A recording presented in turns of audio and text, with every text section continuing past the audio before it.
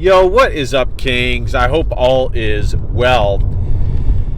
Recently, sorry guys, my camera kicks in. It's every time I start a video, my camera just kicks in, my dash cam. I digress. Recently, I saw, because it happened yesterday or a few days ago, discussion between Andrew Wilson and Pearl Davis. And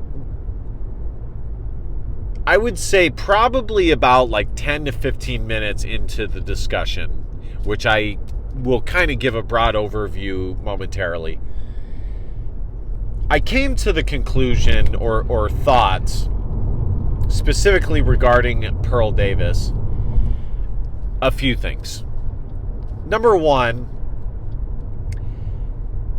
I don't have a disdain for her. I don't dislike her. And quite frankly, I probably would prefer her over a lot of the faux TradCon girls on the internet, fake TradCon girls, conning girls, definitely liberal girls. I probably prefer her because at least she is honest about men's issues and kind of the burdens that men are facing and things like that. And she's also honest and calls out the fuckery that is, the fake TradCon girl. So I don't have disdain for her. But I have seen her content, I would say, over the last 3 to 4 years. I've told you guys this before, and I'll say it again. I tend to try to not watch female content because I don't think that men should, by and large, be listening to women at all, especially when it comes to politics, dating, and things like that. But if somebody like Andrew Wilson is having a talk with Pearl Davis, I don't think that I have an issue with watching the discussion, or maybe it's some other male creator that you enjoy listening to. I don't think there's anything wrong with checking in on that discussion if they are talking with Pearl Davis. But I came to the conclusion with Pearl, this is why women in modernity are so fucked. I've said in a previous video that if I ever have daughters, and I'm going to do another video on this, I would be extremely dubious of my daughters playing sports. And there's a few other examples, but I think overall, kind of the reason that would be is because women who check into these masculine fields, they tend to get very masculine or become very masculine themselves. That's why in sports you see a lot of women turn lesbian. You see it in basketball. Basketball is probably the most prominent. You see it in soccer. There was I saw this recent thing on X where I think Christy Mew or something like that had a son, and obviously she's with another woman. So this happens a lot. And another idea is that in modernity, women become and take on the personality of the men that they are trying to become. In other words, you get a girl like Pearl, and I think I can totally see this, but you get a female like Pearl who grew up and had a father that by all records made decent money, was working a lot. She obviously respects and admires him just based on how I've heard her talk about him. And she enters into the content creation space, and to me, it appears like she has gone from this girl who initially was trying to do like wife school with there was the other girl that she was trying to do this wife girl school, the former military chick. I always forget what her name is. Allie something, Allie Dutton or something like that. I believe, I could be wrong, but she was in the military. And so she used to do these videos where she is like doing wife school and this and that.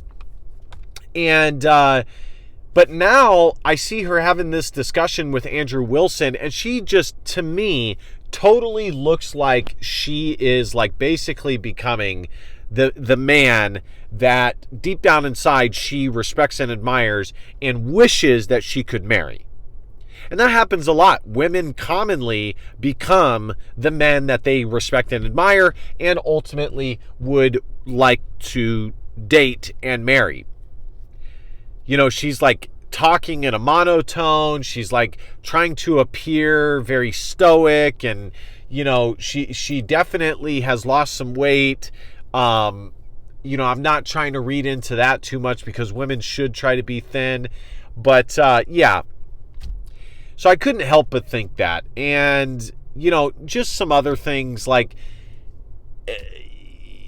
you know, like I said, you shouldn't be getting your information from women.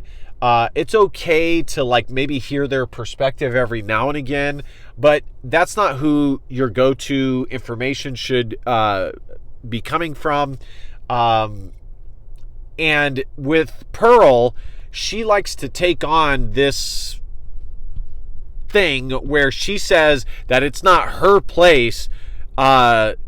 She's kind of like trying to take this like traditional woman thing, this like Christian woman thing, even though her like overall worldview is not very Christian and traditional, where she says that she's not trying to tell men what to do. Society has been telling men what to do too much in modernity. So she's not going to try and do that, which is like, okay, fair enough. But anybody who's in the content creation space that is either talking about politics or interpersonal dynamics or intersexual dynamics, in one way, shape, or form, they are advocating for a certain worldview, for a certain lifestyle, or certain decision or ideology. They just are. And so just to close this out, I might do a part 2 on this and hopefully try and react to the video and share the screen if I can.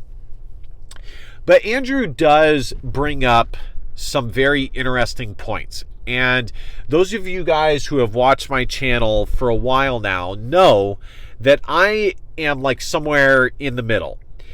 And this is something that I struggle with a lot, which is me being a traditional conservative man that believes everything in the Bible, all things being equal, is the best for society. And advocates for it 99.9999999%. But I also am a man who have seen men who are close to me go through hell with modern women. Like family members, close friends. I see the stats. I see modern women with my own 2 eyes. I deal with women myself. In the workforce, you know, whatever the fucking case may be. Traditional women are gone. And so I struggled with, and I could get into even more. Like it's even more than that, you know, where women can kind of have this fluid gender dynamic, but men have to stay with the status quo. You know, women can be selective and kind of have these hypocritical preferences, but men can't. You know, a woman can, you know, we see this all the time. Promiscuous woman, it's perfectly acceptable for her to still expect to get a traditional man, but also who is like gentle and, you know, used to slay a lot of pussy, but now is a traditional man, or whatever. I see what happens to men in the divorce courts, and the money that they lose and the children that they lose. Okay, so I understand. I've talked about this ad nauseum. You're not going to find somebody who is more aware of these things than me. And I could go even further. I could talk about just the disillusionment of men in society. The movie Fight Club, where they discuss how, men in this day and age are kind of the lost children. Our battle is a spiritual battle. Also recently I saw a video. I wish if I have time, I'm going to react to his video. It was a great rant. I saw Manosphere Highlights Daily react to it.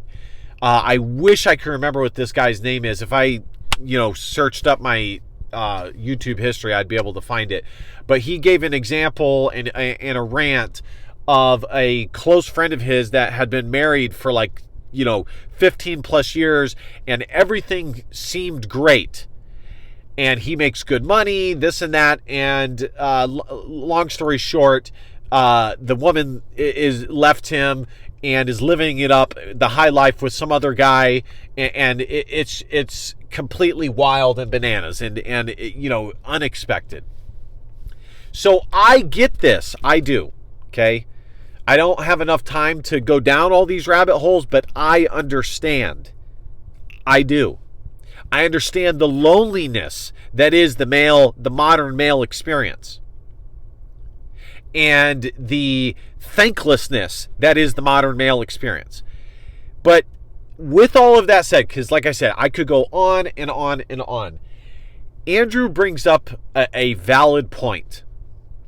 Ultimately, for politicians, for content creators, people who just want the best for society, for the best for women, the best for men, ultimately every worldview and question comes down to its nth degree, to its final destination.